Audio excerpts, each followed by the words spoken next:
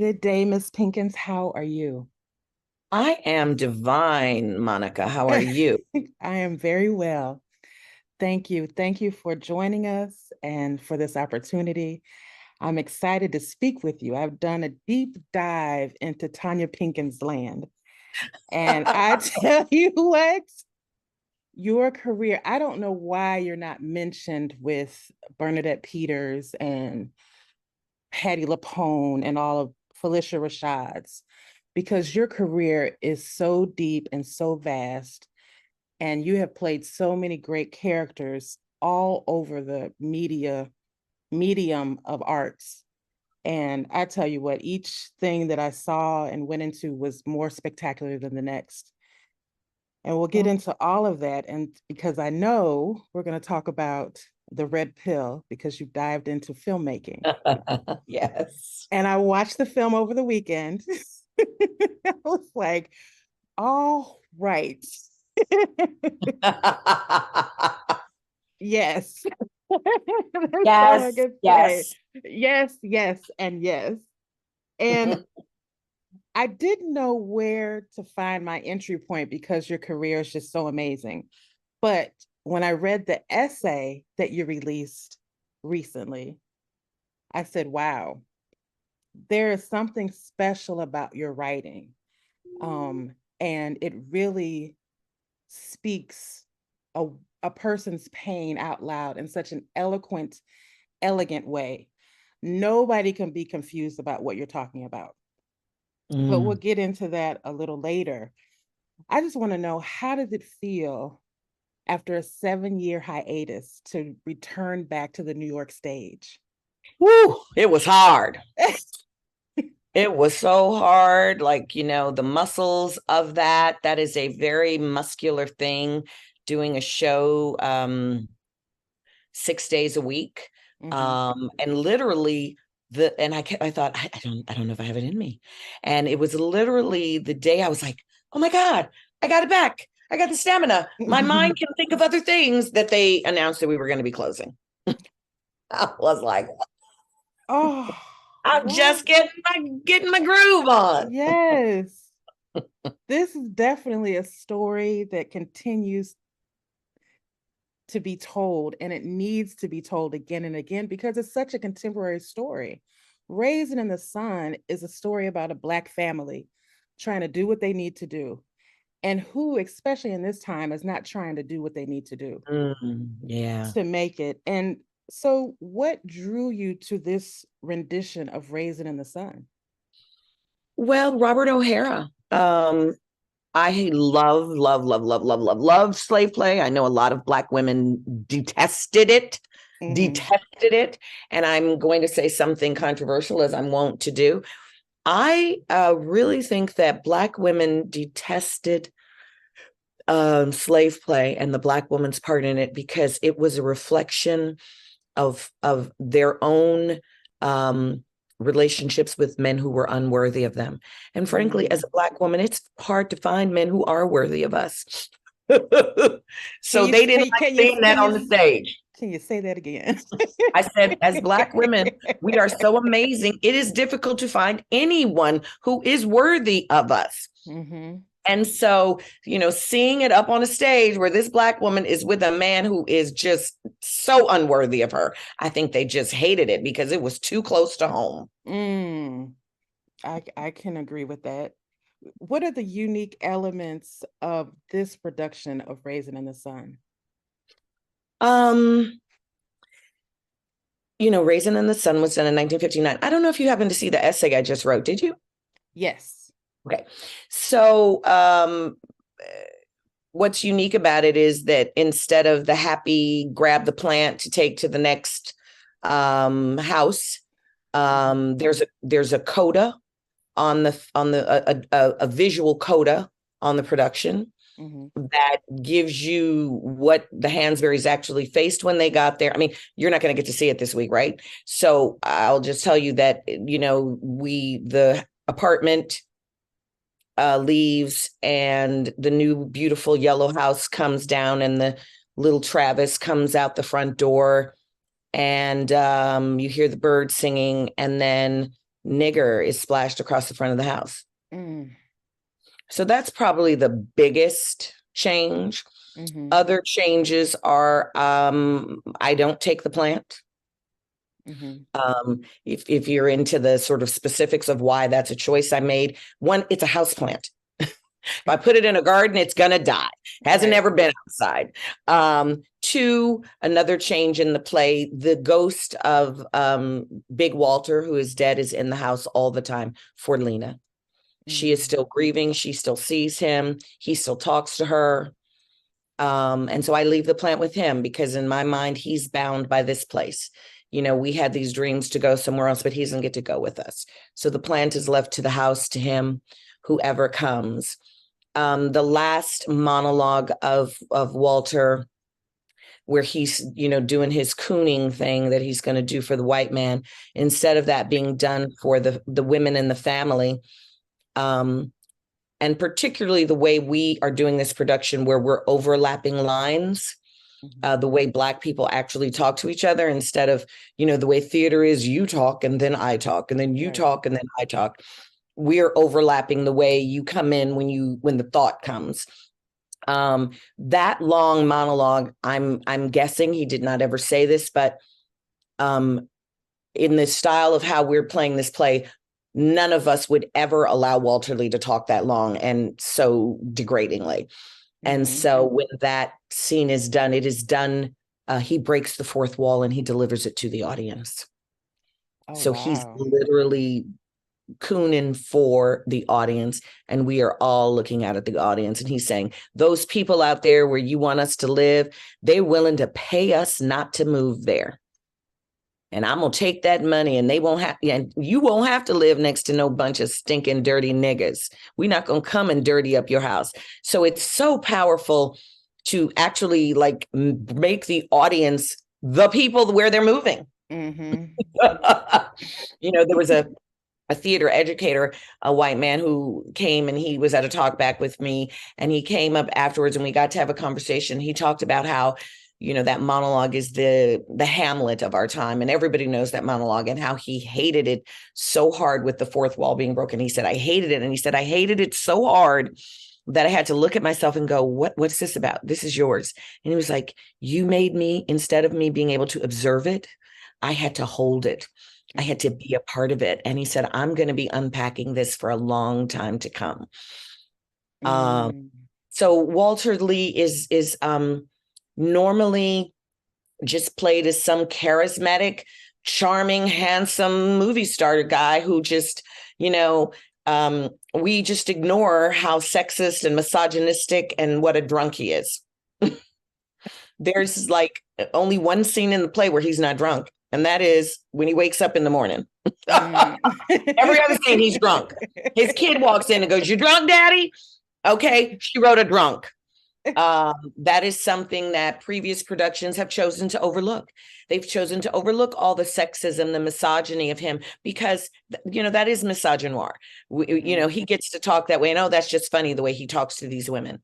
We don't do that here. Francois, who is brilliant and handsome and charismatic and all of that, leans into the misogyny and the drunkenness, and he does it brilliantly, because for some people he's still just as charming as ever, and other people for the first time see, oh man, this man is a dick. So you get to see past the sparkle.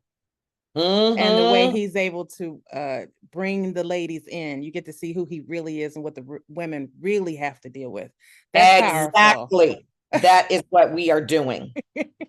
It's like you get to see what we deal with when the door's closed. Yes. And the suit is on the couch. That is what Robert O'Hara told me we were going to do. He said, why is a play by a queer Black woman with 4 Black women in it known as a play about a Black man's dreams? What about the women's dreams? Right. So when you reimagined Lena, is that what you brought to her character? Or you're bringing to her character, I should say? I think what, you know, this is my specific history. specifically. My family migrated up from Mississippi, Louisiana, Arkansas to Chicago, worked those steel mills, were domestics in white families. I knew 5 generations on both sides of my family.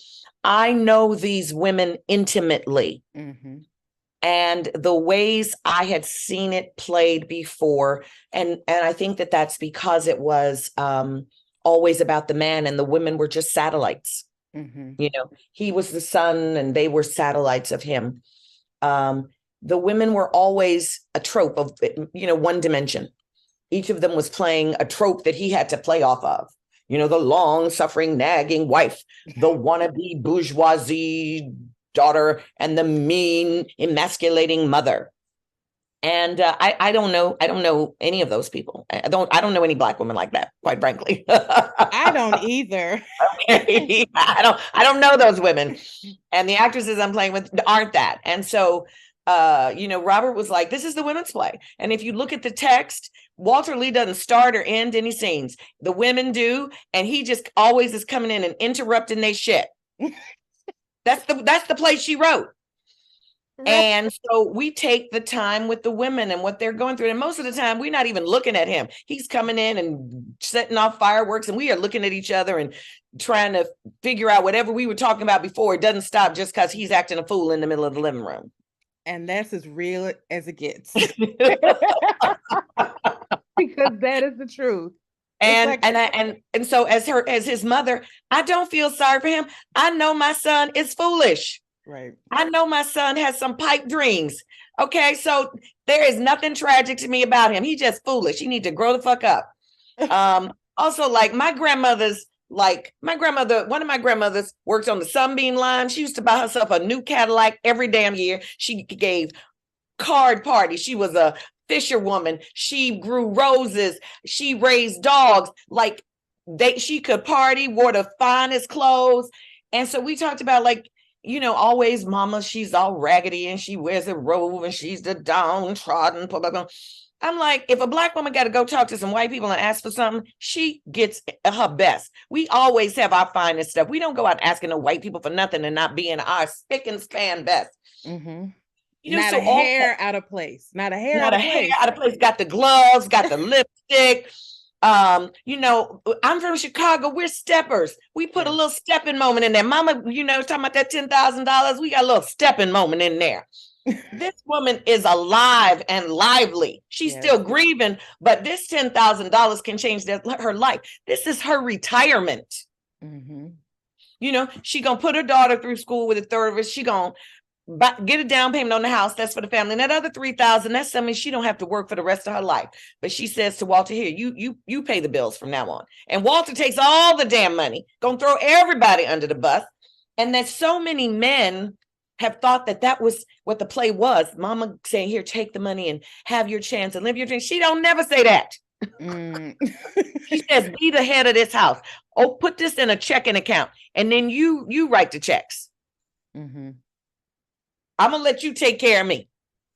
We going to pretend you the man of the house. Because that would be some pretend. Because you didn't earn that money. I am over here crying, laughing. Because this is so real. It is the woman who really, they always say the man is the head of the household, but the woman is the neck. And we have a way of letting them feel like they're running it. But the truth of the matter is they're not. Right.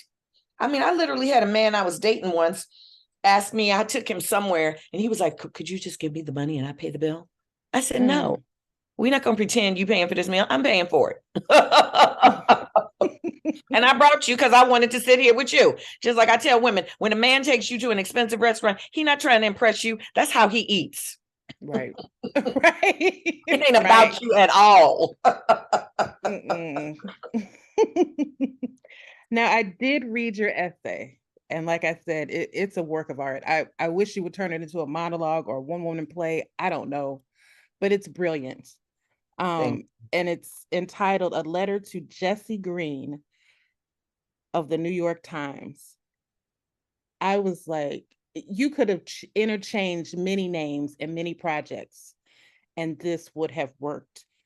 For people who have not read it yet, and I believe everybody should read it, it's on your Twitter page, which is where I saw it. What sparked this response?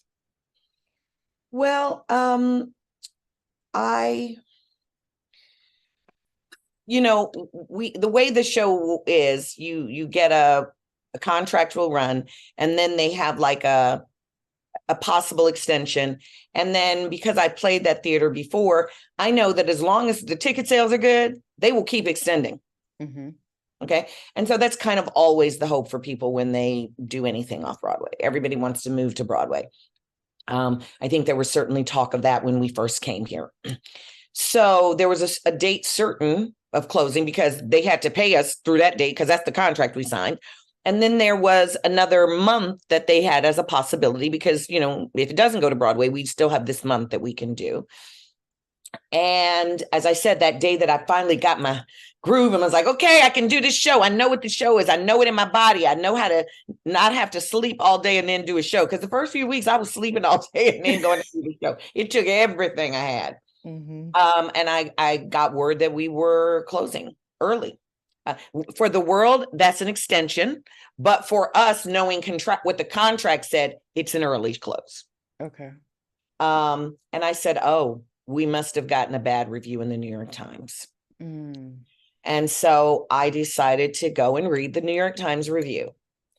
And look, I've gotten plenty of bad reviews in my life. Mm-hmm. And if it had just been a bad review and that I felt that it, because I knew we were doing something that was so rooted in truth that it was going to divide people. So completely expected that. I'd say that maybe more than half of my friends who come see the show don't like it at all. People like literally, we have our friends kind of blank us. They pretend they don't see us or know us when we come out, like they don't like it. And that's fine. So I chosen to not read the reviews because I was like, half the people are going to love it, half the people are going to hate it. That's fine. You don't need to read this till it's done. But I never thought that we would close early because we're getting full houses every night. And there are people who are devastated and sitting there crying, much like Caroline or Change, where it was moving people.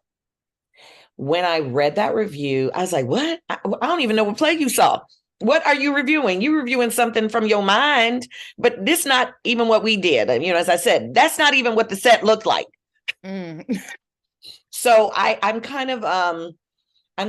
have this, I'd say one of my, I don't even know what you'd call it, defense mechanism, pet peeve, but I'm a dog with a bone kind of about certain kinds of details. Mm-hmm. And I have to sometimes catch myself because I can become very combative over details. And I've come to go, the relationship is more important than you being right about them saying that wrong. But particularly with white people, it matters because they have the ability to create narratives that become reality or reality that people are engaged in. And so I just found that every day I couldn't stop thinking about that review. And it was like every moment that I wasn't on stage, my mind was coming back with the comebacks and the comebacks and the comebacks. And one morning I got up and I sat on the toilet and I wrote 20 pages handwritten. And I was like, oh, and every time I was off stage, some more would come to me. And literally that is about half of what I wanted to say. Mm-hmm. I was just like, you gotta get it out before the show closes. And it's gotta be that people can, read it and I was like, so I had to come up with what are the subheadings. So if someone only wants to jump to a subheading and only read that. So it took me, I think 2 weeks to get it done. I could tell it was carefully crafted and you were serious. And you wanted to be very clear. You know how your grandmother speaks to you? I want to be very clear in what I'm saying to you. So there's no speculation. It was brilliant. I sent it to my girlfriends. They were like, oh my God, this is amazing. It was, like I said, you could interchange people and situations and it fit because it was such a description of the pain of a Black woman and our constant defense of ourselves and our worth. Mm-hmm. And no Mm-hmm. matter what we do, we're always defending ourselves and trying to prove our worth and our value. And it was like you said, I'm done. And to people who are not, can't hold a candle to us. That part. That part. But it was, I read it a couple of times because I just had to absorb what you said, because it really applies to every Black woman's life. Yes, No it does. matter what Sadly. field you're in, there's always some white man or white person telling you who you are. Mm-hmm. And we're constantly trying to say that's not who we are. And now I'm just going to send people this essay. Just read this. Just read this, because I'm tired of defending myself. I am who I am. Mm-hmm. And that's the point we are in our society. I am who I am. And the red pill. We'll get to that in 1 second, but I want to dig into your 2004 performance at the Tony Awards. Oh my God. I saw Carolina change as a younger person, but hearing it now in my 50s is a Mm. whole nother animal. Mm. And the the song, it was just like, I get it now. Mm. You know, parts of ourselves we have to bury and dampen just to survive, Yeah. because we have to go out with this guard. We have to go leave our houses, go out into the world with this guard on just to survive. Slam And that iron down on my heart, my set, yes, my soul. Yes. and the last line especially hit home for me. It said, "Don't let my sorrow make evil of me." Mm. That's it. But how? I mean, that the whole performance was stunning and powerful and alive. But how? How do we not allow this world to turn us bitter and sorrow and angry? I think most of us do. I think most of us do, because if we didn't, we'd have killed a whole bunch of people a long time ago. Because we up in their houses, we got their children in our care. So I think that we do. I think that we are successful in that. Mm-hmm.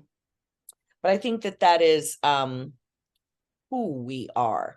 I think that we are a deeply divine people, and that the earth and the divine spirit that made everything. I like to use the term nether, which it's the Kush Kemite Mm-hmm. Indian term for it. I think that infusion is in us, and I think that that is a recognition of the impermanence of this world, Mm-hmm. and a knowledge that we go on beyond this incarnation, and that whatever is coming to us is a lesson, it's a teaching, it's preparing us for the next thing, and that next thing might be in another incarnation. But I think we have a way of being able to bless whatever comes into our life. That's how we turn it into food and music and cooking, and when we can laugh about it and make jokes, like we turn everything into something beautiful and artful. I agree. I agree. And in this generation that's coming up, I see that they have a lot of anger. What how would you say to them to take that anger and transform it into something artful or beautiful? Well, you just would hit that little button there.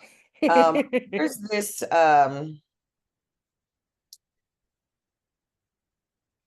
statement that I found. I think I actually came across a version of it in a Ray Diallo video. He does a lot of videos about finance and world history and stuff like that. But it is this: tough times make strong people. Strong people make good times. Good times make weak people. And weak people make tough times. So I feel like we are in some tough times. We're going to go into some tougher times. And it's because, and I'm counting myself in it, I have 4 children who, to hear them talk, I'm just the worst mother ever, and they have had just horrible life, and poor them. And that's why, they leave me with their bills and run up my credit cards and don't speak to me because I was so terrible. And so there's people who grew up with it being good and they feel entitled to that goodness. And so now they're taking us into some tough times, but the next generation that come through them tough times, they're going to make something fabulous. Mm-hmm. I don't know that this generation can do it. I don't know that I in hindsight, when I look back, like I remember coming up in my 20s and stuff, and I had so much resentment for, all the beatings I took and how, rough it was. Okay. Now I look back and I go, oh, that's why people scared of me. Because what I survived, what surviving my mother was like, anybody that came into my life was like, what you gonna do that I ain't already lived through? Okay. Like, it's not like I wouldn't have wished it on anybody, mm-hmm. but it's why I was forged in fire. Mm-hmm. And I spared my children all of that. And what they have gone through and they think is bad, they don't know what bad is. Mm-hmm. But they think it was. I've told them all the time, if you get a choice between the easy version and the tough version, always choose the tough version, because it's going to prepare you for those times when you don't have a choice.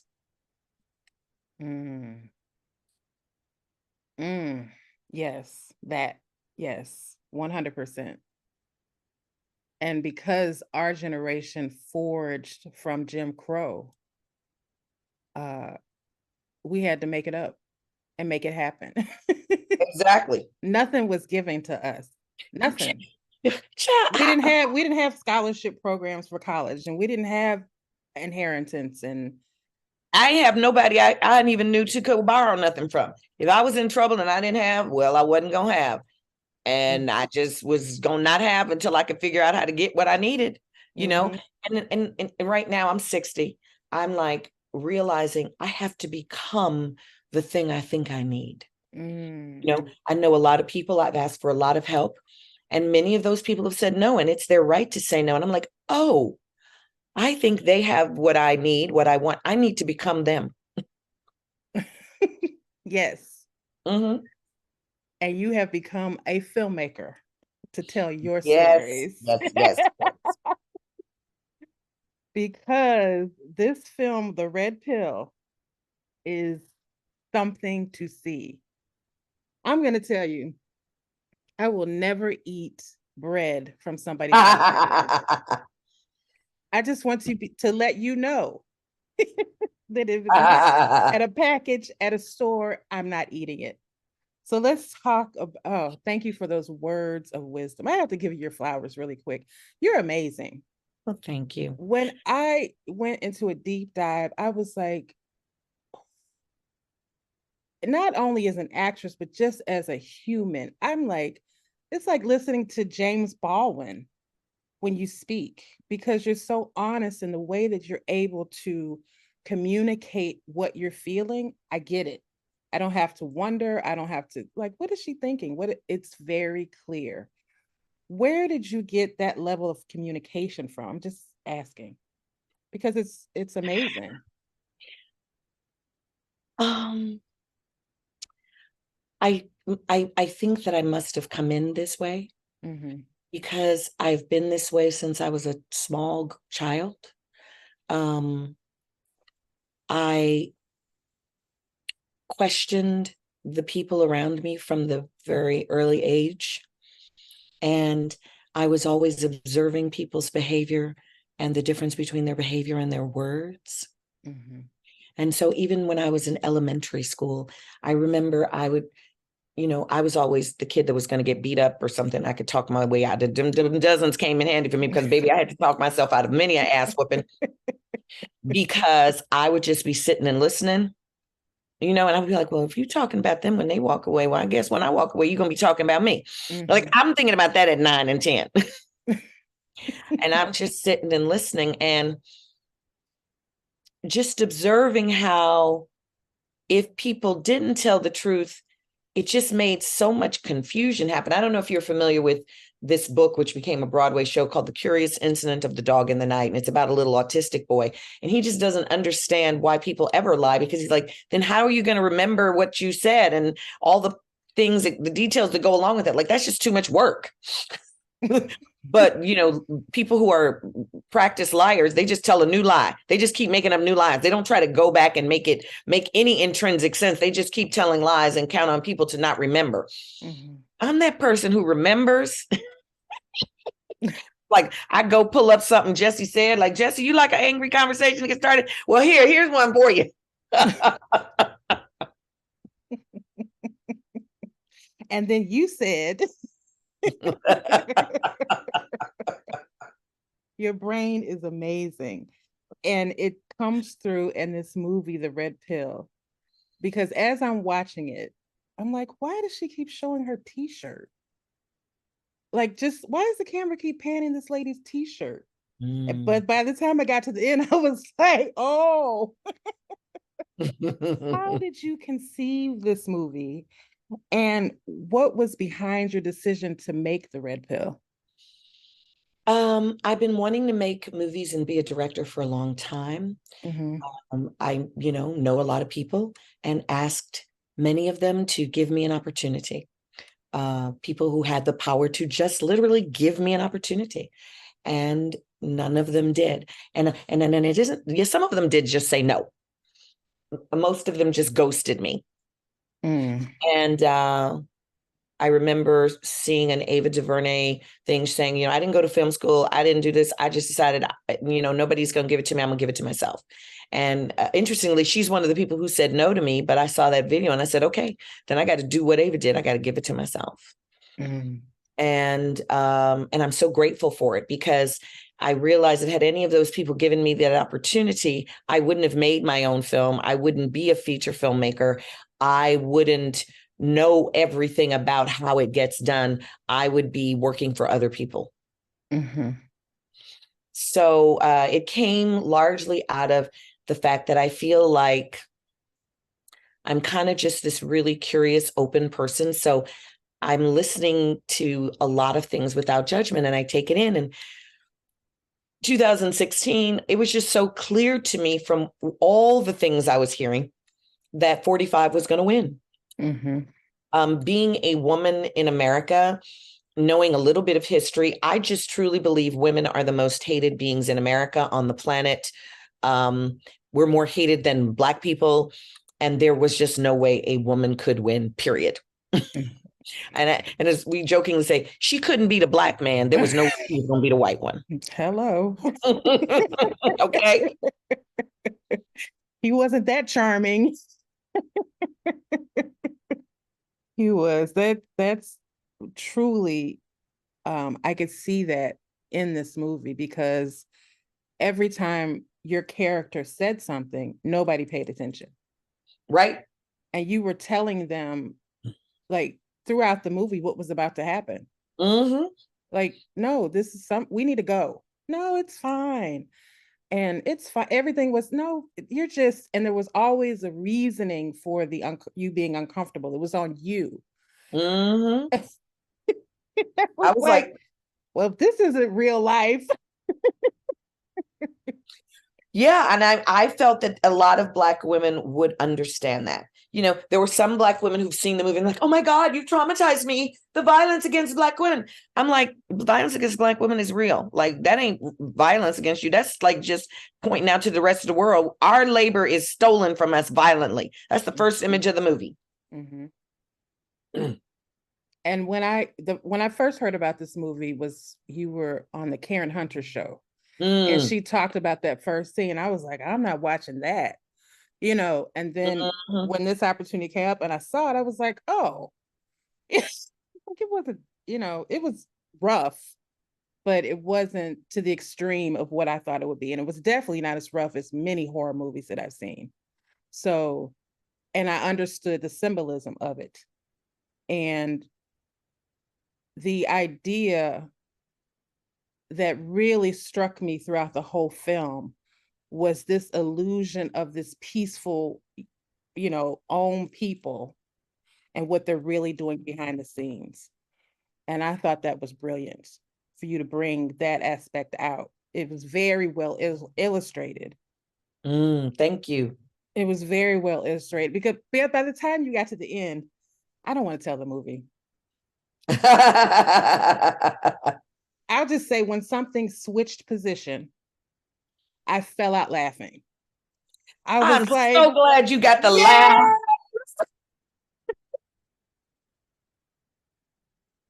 laying in my bed and I fell out laughing because that was hilarious. And it was so it was hilarious, like a funny reality hilarious. But Yes, that's what I was going for. it was when I was like, oh my God, to come up with that. That is genius. Thank you. And I'm glad you got it. because the women definitely were not being namaste-ish. Oh my goodness. I just started laughing. But this film, you have showed it all over the world and it has been given awards. Tell me about your film festival experience. Well, I didn't get to do it in person because it was COVID. So pretty Oh, much it was all online. I got to go to one festival and get my award in person, and that was a directing award at the Michaud Film Festival in Los Angeles. Everything else was online. The film's been translated into Russian, into Catalonian, into Greek, into Spanish. I knew the film would resonate outside of the world because I know that people outside of America see America far more truthfully than Americans see it themselves. So I always knew the people outside America would get it. mm-hmm. Um, and it was just the best creative experience of my life, and I'm trying to figure out how to get to do it again and do it easier, because if you see from the credits, I did about 100 jobs. Yes. I paid for it. I had to do all the jobs that I couldn't afford to pay wonderful people to do. Yes. It was like you just cut and paste your name into the credits. Because I had to do it because it was my baby and I had to get it born. And you birthed it and you midwifed it and you doctored it. Mm-hmm. You did all the things. Mm-hmm. And it was just, it really blew my mind.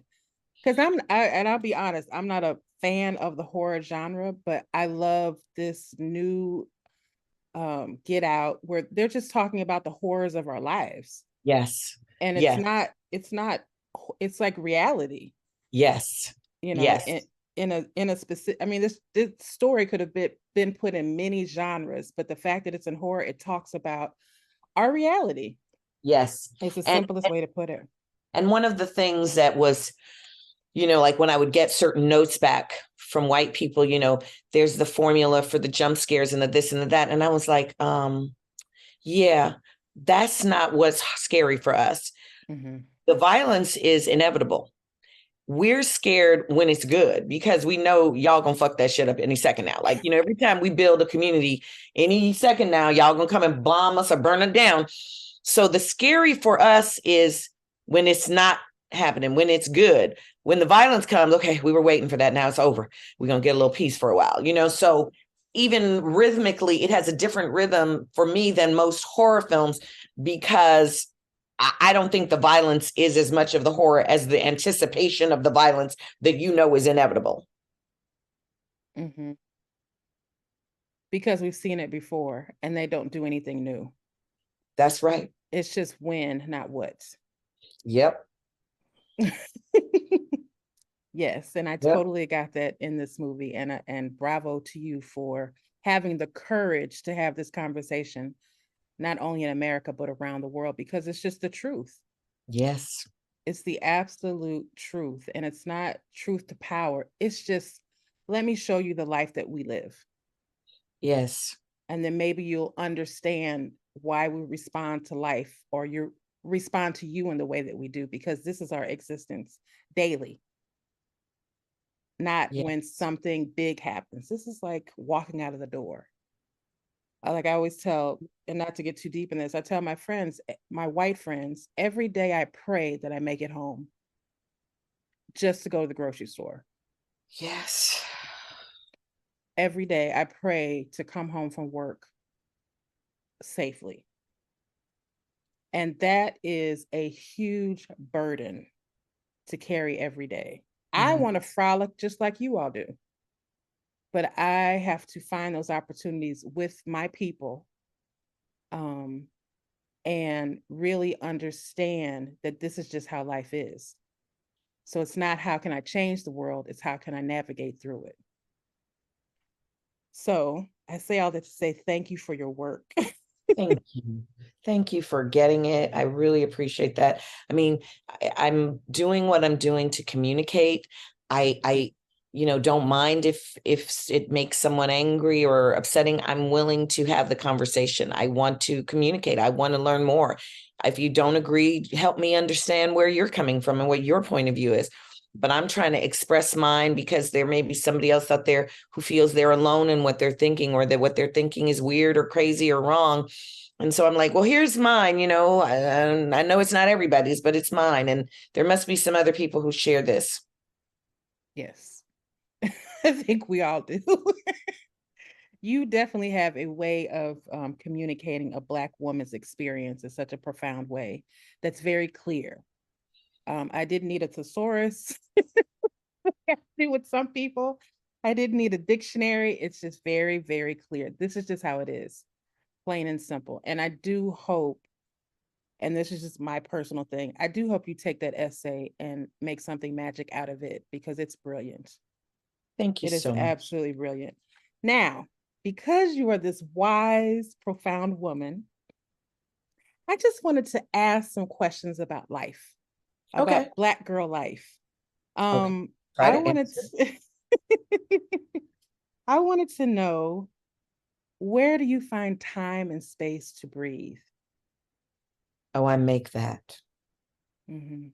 Um, one of my grandmothers, my heart grandmother, when she was very, very sick and in a wheelchair and on oxygen and on all kinds of medicines, I brought her to me in New York from Chicago. I took her off all her medicines because, as far as I was concerned, she was about to die anyway. Mhm. I took her off all her medicines. Did things that were probably torturous to her. I was in my 20s. I was just thinking, I know best. And I was put her on juice fasting and had people coming over massaging her and reflexology and all kinds of stuff. And she lost about 40 pounds in 2 months. When she left me, she was running me out of she was the grandmother I grew up with, running me out of my house and telling me this, that, and the other. Um, I felt that she wasn't healthy enough to go home. But you know what? She's a grown woman Mhm. and it was her life. I was not her mama. And she went home and she died pretty quickly thereafter. And it hurt me to my heart, but I really had the profound realization that you cannot live anybody's life for them, save their life, and it's disrespectful to even try. Yes. And I don't even remember the question that took me to that place. Well, it was the perfect answer. It was the answer that we're supposed to hear, that we are not here to fix other people. Right. We're just here to support them and what they do. And that was a beautiful tribute to your grandmother, to let her live her life That's and right. to do all that you could so that you don't have any guilt as she moves on to the next realm. Yeah. So as Black women, because we're always trying to prove ourselves, to prove our very existence, how do we release um, the chains of external validation, the need Oh, for I external remember. I validation? remember what I wanted to say. So Okay. from all of that, I realized that my life was life. Like my life was what I had. My grandmother never could ask for help. And I said, I'm never going to be a person who won't ask for help. So I always ask. I ask everyone for help. Now, if they don't give it to me, then I just got to go get it for myself. So I ask. I don't ask even with the expectation. Like if someone actually does help me, cherry on top. But I've always put my life before anything else. Am I happy? Am I enjoying myself? Am I comfortable with myself? I always say to people, do what you can live with at 3 o'clock in the morning when you're all alone and all those advisors and supporters aren't there. Can you live with that decision? Mhm. And that's what has sustained me. You know, people be like, there was one year I lived with one of my children, and at the end of 2 years of living with him, I thought I was going to die, like physically debilitated, ended up developing a life-threatening condition. I took 6 weeks and went to Bali. People were like, how are you going to do that? It's the middle of the pilot season. I was like, you know what? If a pilot came up, I couldn't do it. I need to go take care of myself. I need 5 hours of massage a day. People tell me in Bali I can get a massage for $8 to $10. I'm gonna go have 5 hours of massage for 6 weeks. And that's really what I do. I'm not sitting around waiting for some opportunity. I am living in gratitude and finding ways to be in gratitude as often as possible, because I truly know that tomorrow is not promised. So I try to live every day so that it's a good day to die. Like, am I complete? Did I say everything I need to do? You know, if I think of somebody, I reach out to them, because you don't know when they're going to go either. Mm-hmm. That's life in a nutshell. And the fact that you asked for help, that's a huge problem for Black women, because we're the first ones to say, I got it. I got it. Well, you know, I will jump on, I got it. You tell me no, that's like, well, I'm going to, you know, I definitely, but I'm going to ask. I'm going to ask. But the asking is a big thing for us. It because is. even when you do, even executives that have a staff will say, I got it. But you have a whole staff. Well, you know, I took this wonderful class with a teacher named Kasia Urbaniak at the academy, and it's sort of woman empowerment thing. And she really taught me about the submissive dom thing. And that was, having taken her classes, what also allowed me to appreciate slave play. And this is what people don't understand. And it's that way that capitalist, social, you know, settler colonial capitalism takes words and uses them to mean the exact opposite of what they really do mean. Like calling Black people minorities when we're like the global majority on the planet, you know? Mm-hmm. The dom is the servant. So most Black women are doms. We are serving everyone. The submissive has the power. The submissive is completely narcissistically focused on themselves and attracting what they need and want. And the dom serves that. And so learning how to switch between dom energy and sub energy has been a big thing in my life. And to, you know, decide when I don't want to be doming for somebody. You know, well, I'm not here to serve you. Not going to do that. Like, if it's choice between my happiness and yours, I'm choosing me. Wow. It's like when I tell my goddaughters, queens sit down and get served. Mm-hmm. Don't do. That's a submissive. That's the sub. Oh, wow. I never even thought about that. That's submissive. You're going to have me thinking about that all weekend. Look up Kasia. Her work is very profound. And that's about someone sitting with themselves and going, what feels good to me? That doesn't feel good. Don't want that. Nope. And only accepting and receiving what feels good. That is so profound, because that is the healing that I think we need as Black women, because we were conditioned and raised to serve others. Yes, to take it. Yes, and to serve others. Oh, you just blew my mind. You just literally blew my mind. That's incredible. What's the lady's name again? Can you spell it for me? Kasia Urbaniak. Urbaniak. Kasia Urbaniak. I will definitely be looking her work up. That is a very profound perspective. Thank you for sharing that. Oh, yes. And that's amazing. And 6 weeks in Bali. Yeah, sign me up for that one. You know, you probably spend less money there than you spent in America. Yes, I always tell people traveling abroad is cheaper than going to New York for a week. Mm-hmm. Sometimes cheaper than just staying home in your house. So as we close out, I have one final question to ask you. And what is your hope for the future for Black women? Hmm. Hmm. You know, I believe that the world is evolving towards higher levels of everything. So I think it is automatically going to get better. And I think what I hope for everyone is that we grow in trusting our instinct because it is always right for us, even when it's wrong. If it's wrong and you followed it, you're still building your trust in your instinctive self. And that is the most important thing to do because you got to live with you forever. Yes. I am truly my favorite company. Mm. I, Can you please put that on a t-shirt? I am. I really am. I enjoy myself more than I enjoy anybody else in the world. So being alone, being by myself, I am so for it. That doesn't mean that sometimes I don't want to be around other people, Mhm. but like the pandemic was fabulous to me. Okay. Quietly, yes. Well, you have been a pleasure, and it has been an honor to speak with you. Thank you Um, so much. I will ring your name. I was like, she needs to be up on the top of the list of all the people.